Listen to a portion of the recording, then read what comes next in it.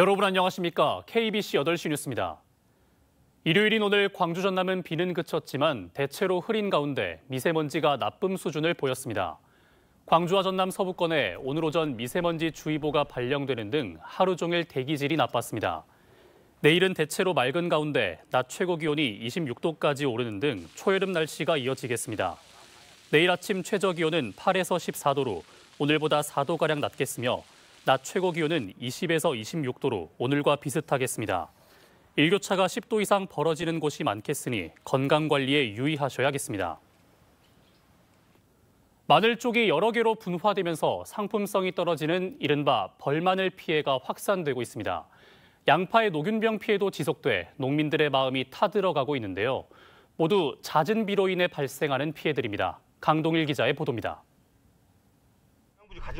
수확을 10여일 앞둔 신안의 한 마늘밭에서 싹이 수염처럼 솟아난 마늘을 쉽게 찾을 수 있습니다. 마늘 속을 갈라보니 마늘 쪽이 여러 갈래로 나눠지고 있습니다. 통상 6개에서 9개인 마늘 쪽이 또다시 분화되는 이른바 벌마늘 피해가 발생하는 겁니다. 벌마늘은 먹는 데는 지장이 없지만 상품성이 떨어지는 탓에 헐값에 팔려나갑니다. 농민들의 마음은 타들어갈 수밖에 없습니다. 이 밭이 1,500평 이상의 밭인데 2차 생장 피해는 한 60-70% 이상으로 판단되어집니다. 소득이 너무나 감소될 것 같고 생계에 어려움이 있지 않을까 걱정됩니다. 무안의 한 양파밭에선 잎이 노랗게 변색된 양파들이 잡초와 함께 뒤엉켜 있습니다. 노균병에 걸린 것들입니다. 푸른 들판이 돼야 되는데 다 이 하얀 들판이 돼버렸어요. 하루아침에. 그 농민들 지금 답이 안 나와서 지금 보시다시피 여기 풀도 이런 거 매야 되는데 우역이 풀면 우역이 없어요. 벌마늘과 양파 노균병이 발생한 원인은 잦은 강수와 일조량 부족 때문으로 분석됩니다. 전남의 2월에서 4월 주요 시군 평균 강수량은 평년 73mm보다 51% 증가한 110mm, 일조량은 평년 183시간보다 13% 감소한 159시간이었습니다. 농민들이 인건비 상승 속에 이상 기후로 인한 생산량 감소란 이중고에 어려움을 겪고 있습니다. KBC 강동일입니다. 국내에서 처음으로 섬온실이 목포에 문을 열었습니다. 우리나라 3,400여 개 섬과 연안에서 자라는 자생식물 8천여 본을 공들여 키워 의미 있는 공간을 마련했는데요. 생물 다양성을 익힐 수 있는 프로그램이 잘 갖춰져 있어 가정의 달을 맞아 가족들이 한 번쯤 들러볼 만한 곳입니다. 고익수 기자가 취재했습니다. 지난 2020년 목포 구화도에 들어선 국립호남권 생물자원관에 한국섬 온실이 첫 선을 보였습니다.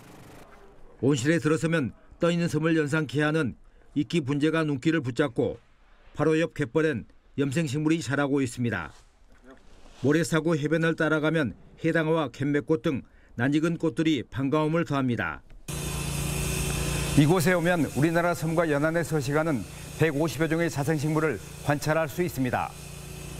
제주숲 정원엔 300초와 나도풍란 등 10여 종의 멸종위기 식물이 한데 모여 있습니다. 울릉숲 정원에는 기후변화에 적응해 고유종이 된 섬노루기 등이 끈질긴 생명력을 보여주고 있습니다. 섬과 연안 내에서도 굉장히 소중하고 귀한 식물들이 많이 있거든요. 여기 직접 와서 그걸 보시고 저희 생물 자원의 소중함을 느끼고 가셨으면 좋겠습니다. 자원관 안에는 전시와 교육을 위한 체험관이 다양하게 갖춰져 있습니다. 어린이 체험관은 애니메이션을 통해 바닷속을 여행하듯 꾸며져 체험학습 장소로 인기 만점입니다. 친구들하고 같이 맞추는 게 재밌었고요.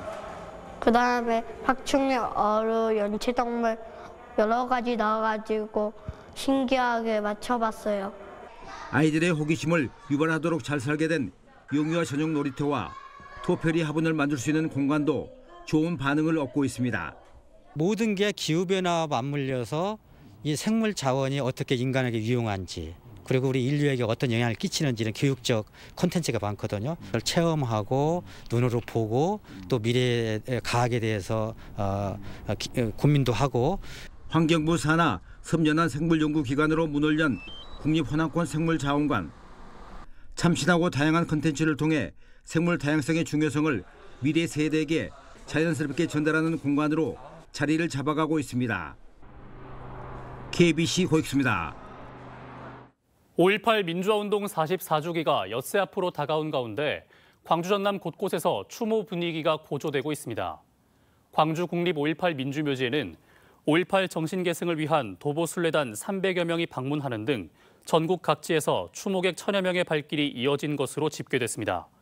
5.18 44주년을 기리며 광주와 화순, 담양 등 무등산 자락 51.8km 구간을 돌아보는 제3회 전국 무등산 무돌길 완주대회도 1,800여 명의 참가자가 몰리는 등 많은 호응을 얻었습니다.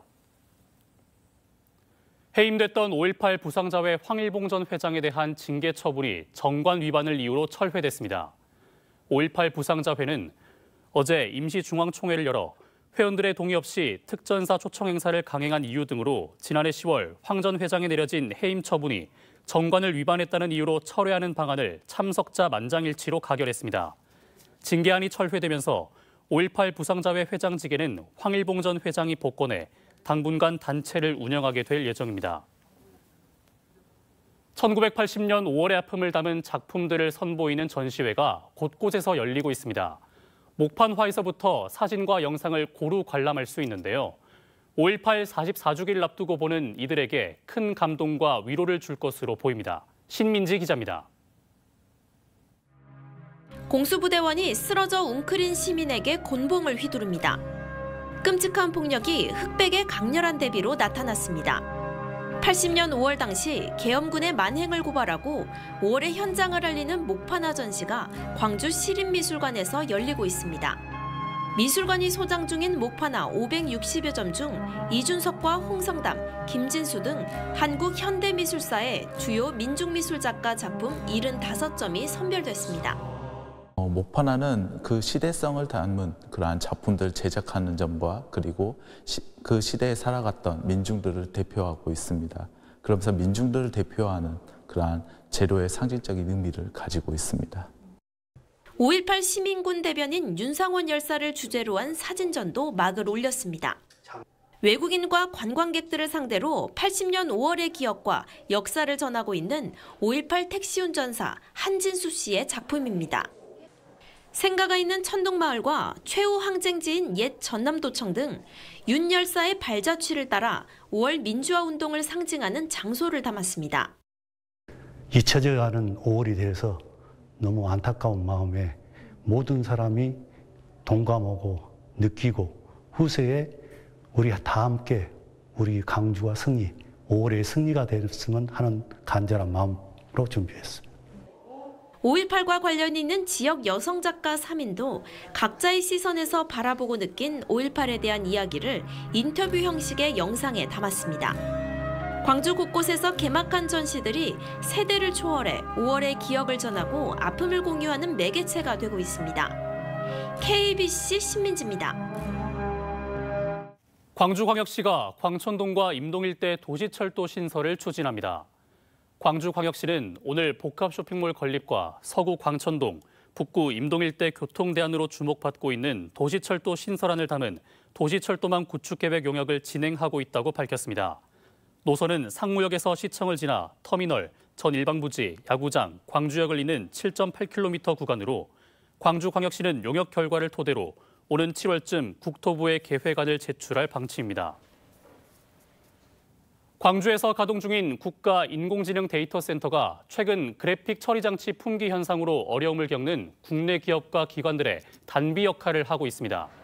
광주광역시에 따르면 광주 북구 첨단 3지구에 구축돼 지난해 11월 15일 서비스에 들어간 국가 AI 데이터 센터는 현재 국내 인공지능 기업, 공공기관, 대학 등의 742건의 과제를 무상 지원하고 있습니다. 광주 데이터 센터는 전체 가속기의 3분의 1을 엔비디아 최신 GPU로 구성했고 이는 아시아 최초라고 광주시는 전했습니다. 광주 전남 지역 일부 대학의 신입생 중도 탈락 비율이 증가하는 것으로 조사됐습니다. 학벌 없는 사회를 위한 시민 모임이 대학 알림이에 공시된 지역 일반대학교 21곳의 신입생 중도 탈락 현황을 분석한 결과 2020년 중도 탈락 비율이 6.4%에서 2021년 9.7%, 2022년 11.8% 등 해마다 증가한 것으로 집계됐습니다. 시민 모임 측은 신입생 수를 부풀려 수십억 원대 정부 지원금을 노리는 일부 대학이 적발되고 있는 만큼 교육부의 적극적인 감사가 필요하다고 덧붙였습니다. 광주 문화예술 분야의 수건 사업 가운데 하나인 전문예술극장 건립이 본격 추진됩니다. 행정과 문화예술, 도시계획 등 각 분야 전문가 16명으로 구성된 광주광역시 전문예술극장 자문위원회는 오는 14일 첫 회의를 열고 타당성 조사와 대상지 선정, 운영 방식 등 예술극장 건립에 필요한 전반에 대해 의견을 나눌 예정입니다. 광주시의 전문예술극장 건립 사업은 아시아문화 중심도시 조성사업 연차별 실시 계획 중 2022년 사업계획에 포함돼 지난해 12월 타당성 조사와 기본계획 수립 용역에 들어간 상태입니다. 전남 지역 아동센터 종사자들의 임금 체계가 정액제에서 호봉제로 전환돼 처우 개선이 기대됩니다. 전라남도는 지역 아동센터가 아동복지시설로 아동복지법에 포함된 지 올해로 20년이 됐고 그동안 종사자들의 헌신과 노력을 인정해 호봉제를 전격 도입하고 오는 7월부터 시행하기로 했습니다. 재정 여건상 호봉제 도입을 미뤄왔던 전라남도는 경기와 서울에 이어 전국에서 세 번째로 많은 지역 아동센터와 종사자를 보유하고 있습니다. 전라남도는 세계 공정무역의 날을 기념해 공정무역 홍보 캠페인을 전개합니다. 전라남도는 공정무역의 개념을 전파하고 가치 소비 실천을 위해 오는 15일까지 순천 YMCA와 자연드림 목포, 남학점 등 도내 8개 매장에서 캠페인과 공정무역 샘플러를 받을 수 있는 이벤트를 진행합니다. 전라남도는 목포와 완도를 방문한 재충복 호남 향후 회원을 대상으로 도정 설명회를 가졌습니다.